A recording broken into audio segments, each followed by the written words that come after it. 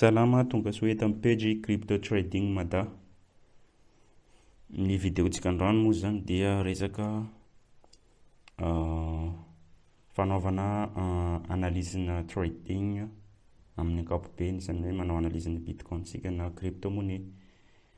Dia alohan'izay aloha dia tiaka ampahafantarina antsika ho an'izay mbola tsy mahalala ny page crypto trading mada. Io page io moa zany dia manao resaka vulgarisation momba ny investissement en bourse, indrindra fa ny trading crypto-monnaie.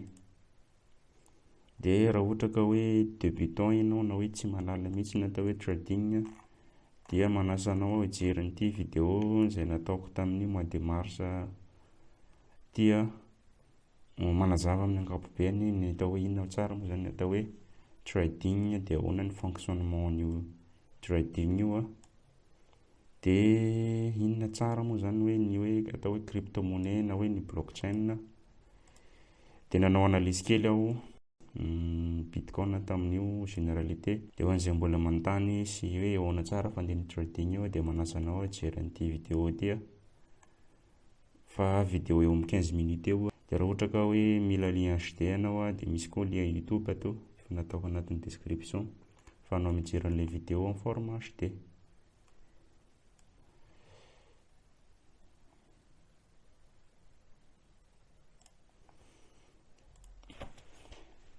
En fait, natao hoe analyse amin'ny trading dia manao prédiction des prix, prix futur zany hoe raha misy prix androany zao ohatra hoe zao dollar ny bitcoin dia ahoana zany io prix ny bitcoin, afaka ray andro na afaka ray volana na afaka ray taona, afaka anaovanao analyse à partir ny données eo am-pelatananao zany. Dia misy natao hoe analyse fondamentale, dia misy natao hoe analyse technique. Dia hidirantsika voalohany amin'ity analyse fondamentale ty. Fait ny atao hoe analyse fondamentale amin'ny trading dia ataoko hoe analyse des fonds zany izy, zany hoe analysenao en général zany ny fonctionnement le marché. Dia eo no mila connaissance kely macro sy microéconomie, zany hoe resaka finance io mila manana compétence ianao ahafahanao manao détection hoe ohatry ny ahoana ty actif ty.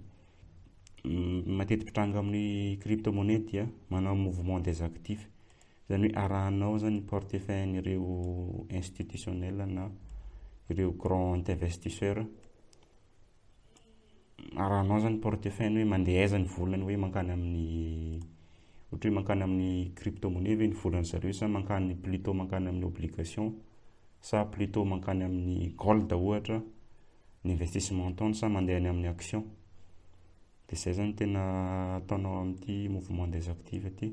Efa nanao an'io dia hitako hoe efficace be ilay izy raha ohatra ka hainao tsara manaraka ny mouvement ny volan'ny zareo investisseur. Baleine moa zany fiantso azy amin'ny crypto, zany hoe ireo grand portefeuille izay manam-bola be anaovana investissement anatin'ny crypto-monnaie. Ohatra zao ty publication ty amin'ny 26 mars dia manao analyse na resaka mouvement des prix zany natao hoe misy page Twitter zay ato manao publication hoe manao alerte izy raha ohatra hoe misy transaction na bitcoin ambony be détecté zany.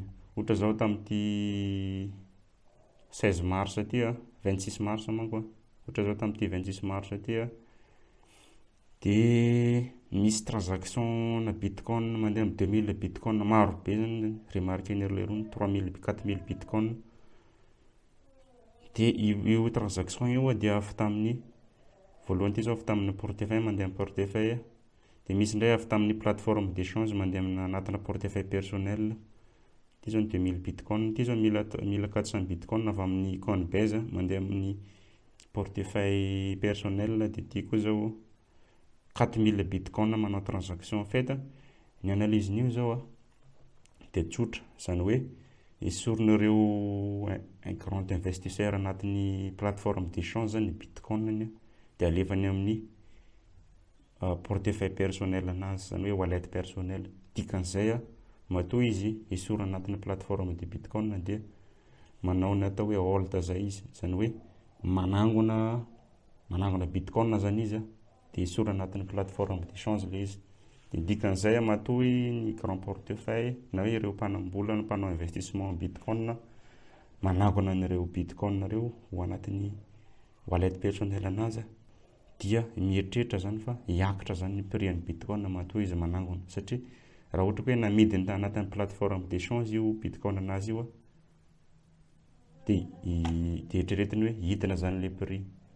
Zay zany natao hoe analyse na portefeuille na hoe mouvement des actifs, exemple iny fa maro be ny fomba fanaovana an'io. Dia ohatra mitovitovy amin'izay koa ty mouvement des institutions dia fa misy indray natao hoe contrat à terme na rehefa ohatra hoe Bitcoin na hoe contrat d'option na Bitcoin dia ezahanao fantarina zany ny mouvement ny institution amin'ny contrat à terme io, plutôt machat ve izy lasa plutôt vente. Contrat d'option ty zany matetika fijereko sy indraindray mijery n'ity contrat à terme ty. Dia misy koa ny atao hoe news, zany hoe misy vaovao zany milatsaka avy any dia tonga dia misy impact be amin'le marché. Iny indray moa zany dia presque raisin'ny actif rehetrarehetra amin'ny resaka trading, hoe misy vaovao na hoe misy calendrier économique moa zany izy amin'ny forex. Dia rehetra indraindray mizara vaovao en général hoe inona indray zany vaovao farany. Tena nalaza zao dia tamin'ny mois de février teo misy pub tena ataoko tamin'ny 29 janvier.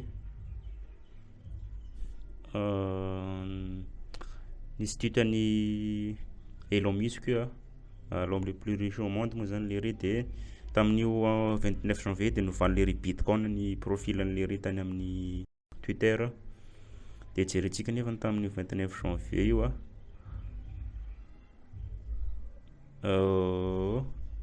29 janvier dia eo tamin'ny $34,000 ny Bitcoin ray. Nefa talohan'io nidina be le Bitcoin satria avy tamin'ny $42 dia nidina tonga ty amin'ny $28,000. Dia raha vao nanao tweet amin'izay lery tamin'ny 29 janvier io dia jereo fa tonga dia niakatra be ny cours ny Bitcoin taorianan'iny. Zany hoe le iny zany ohatra hoe misy vaovao milatsaka dia hoe misy l'homme le plus riche au monde zay nanao le investissement Bitcoin moa zany novaly lery moa zany le tweet teo fa taoriana kely tao lery nanao investissement na 1,5 milliard de dollars lery taoriana kelin'izay, dia io nataoko alerte teo. Zany hoe ny 8 février taorianan'izay nanao investissement na 1,5 milliard de dollars lery, izay nampiakatra be ny cours de Bitcoin, izay niakatra tonga hatramin'ny $60,000 ny Bitcoin taorianan'izay. Dia zay zany le ilavana le manaraka vaovao dia indraindray mba manao partage kely hoe inona indray ny vaovao farany. Ohatr'izay zany ny atao hoe analyse fondamentale, zany hoe le vaovao zany no exploitena amin'io. Fa misy indray ny atao hoe analyse technique. En fait ny atao analyse technique tsy dia mila connaissance be amin'ny resaka finance fa analyse na graphique no atao amin'io analyse technique io. Dia maro be zany teknika fanaovana an'io fa ny anahy moa zany dia reto ny tantaraiko izay zavatra tokony ho fantatra zany raha ohatra hanao analyse na Bitcoin ianao na crypto-monnaie na actif hafa na forex na action. Zany hoe raha hanao trading anao tokony mahay an'ity analyse technique ty. Misy zao natao hoe analyse des prix, zany hoe le prix zany no ataonao analyse. Ohatra zao misy mampiasa ny hoe bougie japonais, normalement zany ny prix le mazatra antsika ohatra zao, zany hoe courbe ohatran'le mijery cours-na ariary sy dollar, ariary euro reny ianao dia courbe ohatra zao zany le prix. En fait raha vao représentenao io avadikanao formana bougie dia lasa ohatra zao, zany hoe mirepresente kokoa zany le bougie par rapport amin'le courbe teo. Dia raha manao ny bougie japonais ianao dia tsy maintsy mianatra ohatra nahoana ny interprétation an'ireo bougie ireo. Ohatra zao ity zao misy ny atao hoe marobojo zay. Dia rehefa misy bougie ato sady ngeza be le bougie no tsy dia misy mèche, dia misy interprétation an'iny dia mirepresente hoe forte mouvement haussier. Ity koa zao nisy tamin'ny afako omaly ty, tamin'le 13 avril, dia nisy an'ity bougie ity.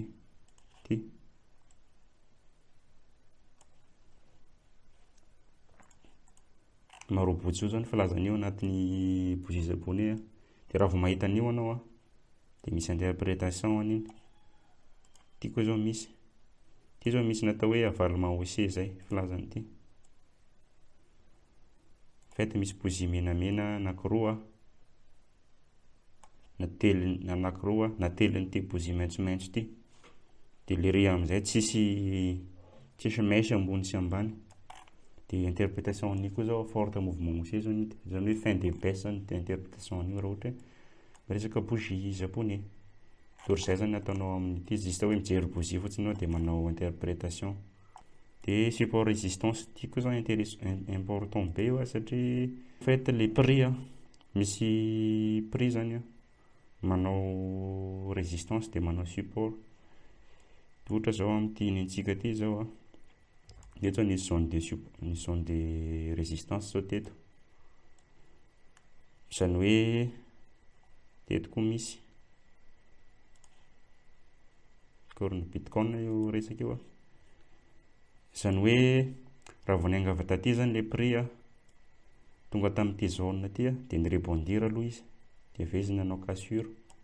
Afaka niny indray izy tonga tamin'ity zone de résistance ty indray izy rebondir indray izy, dia tonga taty rebondir indray izy, rebondir indray izy, dia niverina nanao test indray dia nirebondir, dia niverina nanao test indray dia nirebondir, farany izy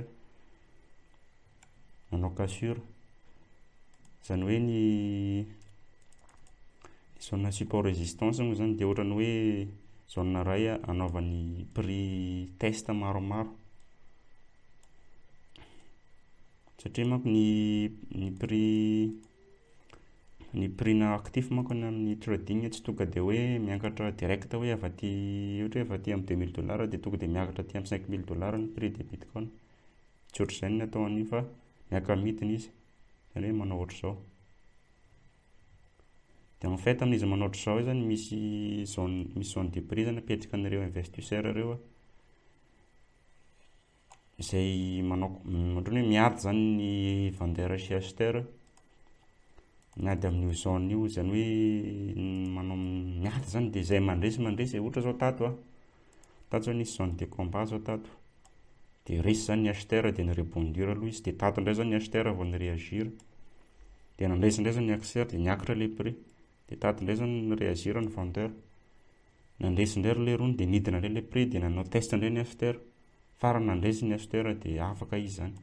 Dia raha vao afaka izy dia raha ohatra hoe manao trading ny resaka support résistance ianao dia ambony ato zany mila tadiavinao koa hoe aiza ho aiza indray zany mety possible misy zone de support résistance, izany hoe misy zone de résistance moa zany raha ohatra hoe aty ambony. Dia raha zaho manokana zao zany possible ny anahy zao ny aty amin'ny $80 aty zao aty zao aty indray zany zao mety possible zone de résistance, izany hoe raha vao miakatra aty prix ny bitcoin aty dia aty indray zany vao mireagir dia mety midina indray, ohatrohatr'izay zany atao hoe support résistance. Dia vague d'Elliott, izany hoe manao analyse-na vague indray zany no tena atao amin'io, fa tsy dia hitantsika lalina aloha izy androany. Dia misy ny atao hoe figure chartiste. En fait raha vao le manao kisarisary regny zany ianao, manao kisarisary, figure chartiste.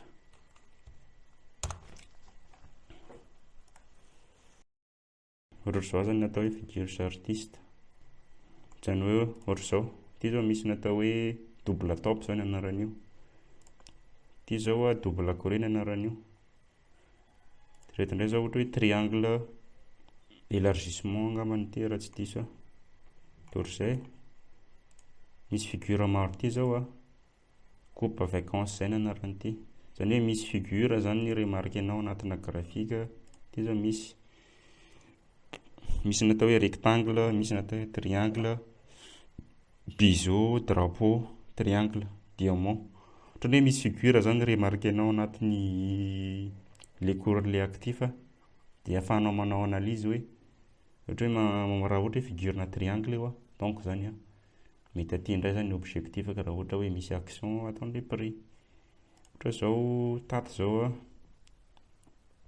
amin'ity bitcoin aty zao nisy triangle zay tato ty. Nisy an'ity formation na triangle aty. Ohatra zao. Dia en fait raha ohatra hoe chartiste zany ilay analyse ataoko a, mahita forme an'ity triangle aty, dia ny prix zany mirebondir anatin'ity triangle aty. Izany hoe manao consolidation izy a anatin'ilay triangle jusque izy miala aminatin'ilay triangle. Dia raha ohatra hoe figure chartiste triangle moa zany dia ohatra zao ny fandeha triangle aty a, dia misy mouvement des prix a, dia misy objectif tratrarina zany. Dia raha ohatra hoe nanao trading tamin'io a, dia ity halavan'ity triangle aty a, na ity halavan'ity triangle aty zany a, ity zany ataoko objectif raha ohatra hoe misy cassure-na ataon'ilay triangle. Izany hoe aty amin'ny $77,000 zany ny objectif ka raha ohatra hoe hanao trade a. Ohatrohatr'izay zany atao raha ohatra hoe manao an'ity triangle aty.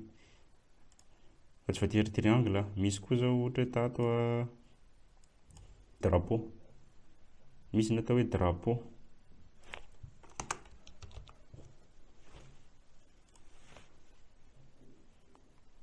Ohatr'izao zany ilay drapeau.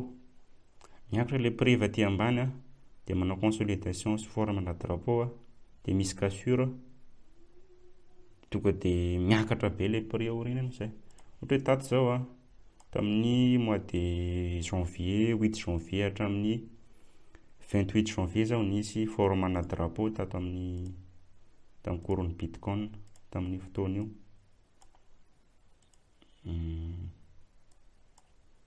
Ohatr'izao.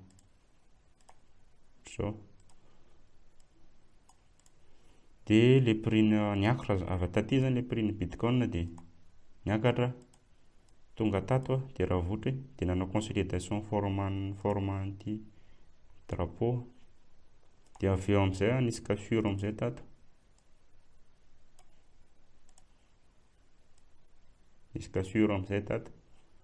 Dia voaraikitra amin'izay ilay cassure, dia tonga dia niakatra be indray ilay prix de bitcoin taorian'izay. Dia rehefa mitovitovy amin'ity forme ity zao, ity zao no atao hoe drapeau ny anarany io.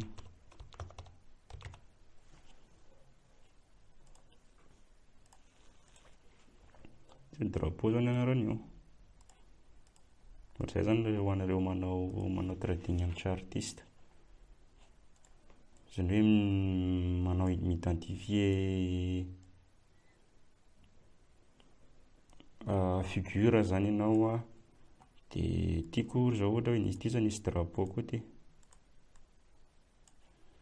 Izany hoe raha vao taty niakatra ilay prix a, dia ny consolidé tanatin'ilay drapeau a, dia avy eo amin'izay sy niakatra. Ohatr'izay zany natao hoe raha vao manao chartiste ianao, dia izay no ataonao. Dia misy indray natao hoe indicateur.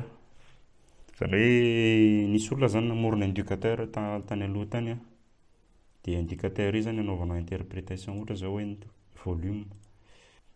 Ato sao raha mijery indicateur, ohatra hoe volume. Izany hoe hijery indicateur de volume. Indicateur de volume zany ity ambany ity. En fait ny interprétation an'io raha ohatra ka hoe miakatra be zany volume-na transaction, dia misy action quelque part zany mandeha any, matoa niakatra ny volume transaction. Ohatra zao tato zao nisy volume ngeza be, volume vendeuse io, dikan'izay zany dia rehefa taorianan'iny a, taorianan'ity pic-na volume aty a, rebondir kely aloha izy a, dia nidina ny prix-na bitcoin, nidina taty ambany. Tato zao nisy pic-na volume, koa zao tato. Taorian'ny pic-na volume iny a, volume acheteur moa zany iny, dia manomboka teto a, dia rehefa niakatra ny prix-ny bitcoin. Izay ihany ny atao amin'ny analyse-na volume. Tato koa zao nisy pic-na volume, dia taoriana amin'izay a, Hidin'ilay zany prix-na bitcoin. Ohatr'izay zany natao hoe indicateur de volume. Tena matety-piasa be i volume io satria anaovana confirmation e. Dia misy indray natao indicateur de tendance.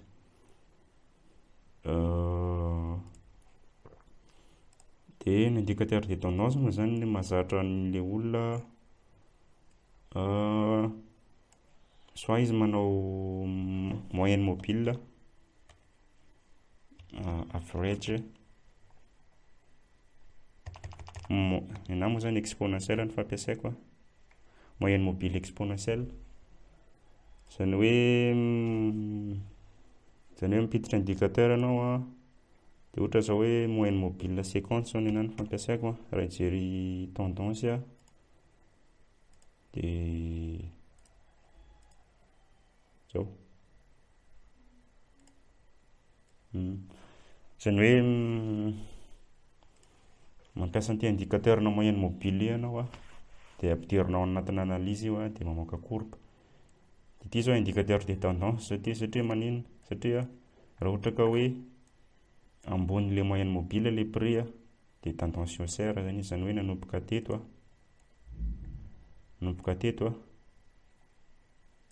dia en tendance zany le activako, le bitcoin zany nanomboka teto satria tsy nibrisen'le riz mihitsy ty moyenne mobile ty. Zany hoe ty zany moyenne mobile exponentielle. EMA 50 ohatra. Moyenne mobile zany ty. Zany hoe nanomboka teto en tendance foana zany le marché, en tendance ty zany zao tendance haussière zany filazany ty. Zany hoe niakatra foana zany le cours-ny bitcoin. Na dia nisy fotoana ary izy ny rebondir tato tamin'ilay moyenne mobile. Rebondir zao tato fa tsy tafiala mihitsy zany izy amin'ny moyenne mobile satria nanino? Satria en tendance le marché. Ohatr'izay. Zany hoe raha ohatra hoe nanao achat nanomboka taty dia tsy mijanona mihitsy raha tsy hoe brisé ty moyenne mobile ty. Misy koa zany indicateur de tendance fampiasaiko ny Ishimoku.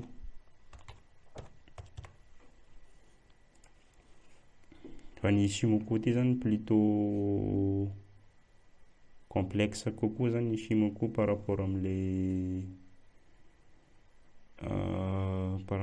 moyenne mobile teo. Interprétation an'io dia tsotra. Zany hoe nanomboka taty zany nanomboka taty amin'ny octobre 2020 en tendance ny marché raha ohatra ka hoe ambony le nuage, ity misy nuage ty, zany hoe misy nuage zany anatin'ilay Ishimoku dia raha ohatra hoe ambony ty nuage ty le prix dia en tendance haussière zany izy. Ohatr'izay. Fa maro be ny interprétation. Misy koa zao ty natao hoe kijun, zany hoe raha ohatra hoe manao Ishimoku ohatra hoe soriko daholo zany le nuage le kijuna ihany no jereko. Dia ny interprétation an'io dia zao, raha ohatra hoe ambony le kijuna zany le prix dia en tendance zany izy amin'izay fotoana izay. Raha ohatra tato zao nisy natao hoe fausse cassure, zany hoe normalement any zany raha ohatra ka hoe tokony hidina aty zany le prix satria nikase tendance. En fait atao aoriana kelin'izay reprendre zany hoe verina tendance haussière izy dia lasa ndray. Tato zao, ohatr'izay ihany nanao indicateur de tendance. Misy indray indicateur de momentum. Io koa zany tena fampiasa mihitsy an'ilay trader, presque trader rehetrarehetra mampiasa an'io momentum io satria ny momentum ty zany fijerevana force na mouvement zany tena atao amin'io. Zany hoe ohatra zao niakatra zao ny ohatra tato zao niakatra, ohatra hoe nisy indication hitanao hoe niakatra ty, ohatra hoe nanao an'ity le drapeau teo ianao, nisy formation na drapeau tato Dia tamin'ity fotoana ity zany eritreretranao hoe hiakatra ny cours ny Bitcoin. Dia ahafahanao miconfirmer an'izay dia jerenao ilay force de mouvement zany hoe na ny momentum. Dia ny RSI moa zany dia ny fampiasa matetika amin'ity ny indicateur aty ambany aty. Dia ohatr'izay. Ny interprétation an'io dia tsotra raha ohatra hoe misy natao hoe zone de séquence zay, zone de neutralité zay séquence. Dia jerenao zany ilay force ilay mouvement hoe tamin'ity fotoana aty. Tamin'ity fotoana aty zao tamin'ity formation na drapeau. Manao analyse zany ianao ohatra hoe artiste hoe misy drapeau ato. Donc zany hiakatra zany io prix an'ny Bitcoin raha ohatra hoe misy cassure an'io drapeau io, hiakatra zany ilay prix an'ilay Bitcoin. Dia en fait tamin'ity moment ity ahorana ahoana ny force ny momentum. Dia ny force ny momentum zany teto tamin'ity cassure aty dia tonga dia niaraka sady ny cassure na drapeau tato ny cassure na RSI zone de séquence. Zany hoe tato zany tamin'ity 28 janvier ity casen'ilay force le momentum zany le zone de neutralité dia nanao pullback izy zany ny rebondir kely ny retest lasa amin'izay. Dia en fait raha ohatra ka hoe anao analyse na mouvement ny momentum amin'io dia tonga dia masy confirmation ato hoe ty hoe lasa ty mouvement aussi, lasa ty fiakaran'ny Bitcoin satria confirmer ny RSI izy jusqu'à un certain hoe tonga aty amin'ny 70 ty natao hoe zone de survente zay ny anarany. Dia ato koa moa zany dia misy résistance kely zany hoe amin'ny zone de survente moa zany izy raha ohatra moatra an'ity 70 ty. Zay ilay interprétation dia le force le momentum antsika manao retest an'ity zone de survente ty. Dia avy izy ny rebondir ny virina miakatra aty amin'izay taty amin'ny 80 aty. Dikan'izay zany dia mbola matoa izy manao retest ato, mbola mafy zany le force ny mouvement jusqu'à taty amin'izay izy nanao cassure dia tapitra zany le mouvement aussi. Zany hoe raha nanao achat ianao taty dia aty zany anao manao clôture na position amin'ny trading. Fa misy koa zany fampiasan'olo matetika le MACD. Ty koa intéressant be koa ty mitovitovy amin'ny RSI izy fijerevanao force na momentum.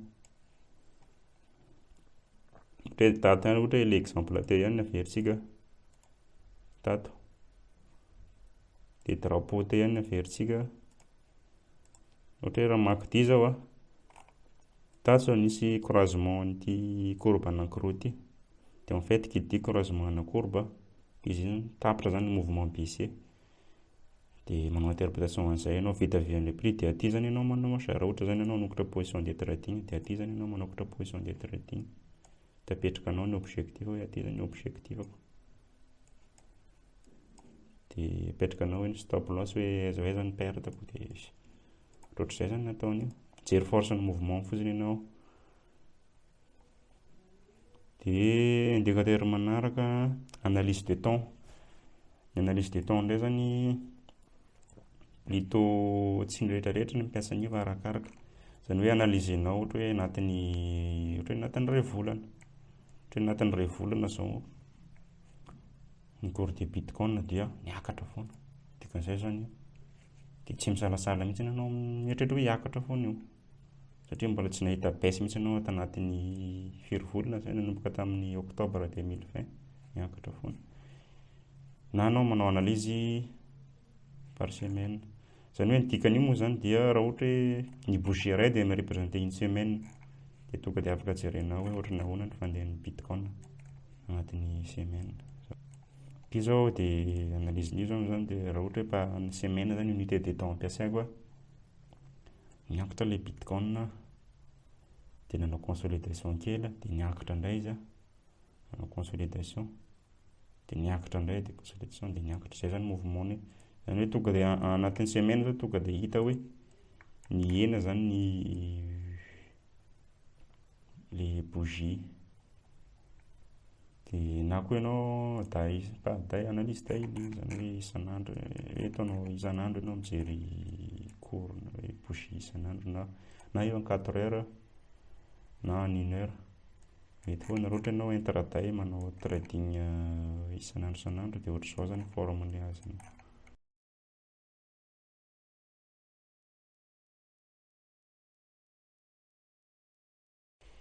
Dia farany amin'izay nisy natao hoe corrélation.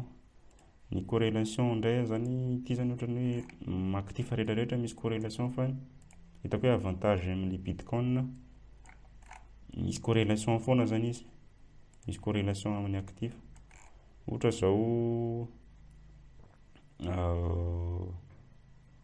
ny indice américain dia XY zany tena misy corrélation be amin'ny ery.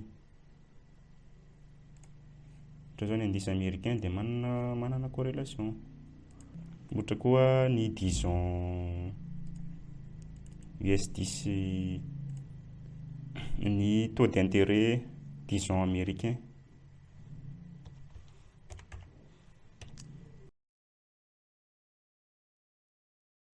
Taux d'intérêt américain zao dia corrélé be mihitsy amin'ny bitcoin. Zany hoe raha miakatra ny taux d'intérêt dia miakatra miaraka aminy koa ilay bitcoin. Ohatra zao hoe BTC USD index. Ohatra zao ity zao ilay couronne bitcoin dia comparentsika aty amin'ny taux d'intérêt SDCR.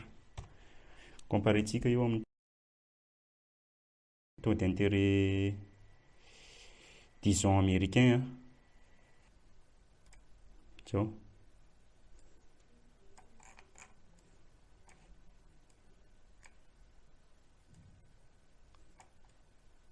Exemple zao ty US10 ty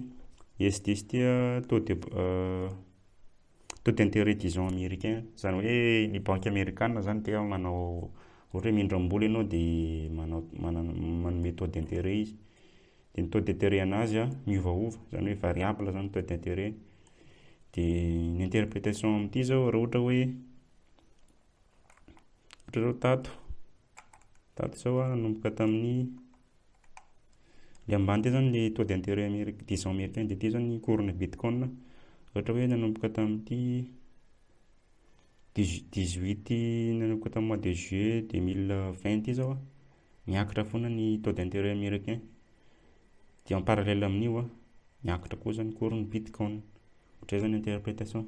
Zany hoe raha mijery ianao hoe manao analyse hoe hiakatra, analyse zao tato noho ny reprise économique américaine taorian'ilay Covid-19 dia nahenana aloha ilay taux d'intérêt. Dia raha vao tato zao ohatra hoe tato nanomboka teto zao nahenana ilay taux d'intérêt soutenir an'ireo entreprise américaine tamin'ilay Covid. Dia nanomboka tamin'ity koa zany dia nidina koa zany bitcoin, nidina izy dia nanao consolidation. Ohatr'izay ihany ny interprétation ny corrélation. Ohatra hoe tato zao miakatra foana ny taux d'intérêt américain dia en parallèle amin'io miakatra koa zany ilay couronne bitcoin. Ohatra zany ilay corrélation entre ny taux d'intérêt américain io sy ny couronne bitcoin. Fa tsy voatery hoe io ihany fa maro be, misy ny S&P 500, ireo assiette à risque, ny indice américain DXY dia afaka anaovana corrélation daholo hijerevanao hoe vis-à-vis ny taux d'intérêt américain dia plutôt haussier ny bitcoin par rapport amin'izay. Satria nahoana? Satria ireo investisseurs zany plutôt mitady actif izy, tsy m'impacté amin'ny resaka taux anaovana investissement. Dia ny bitcoin moa zany tanatin'izay.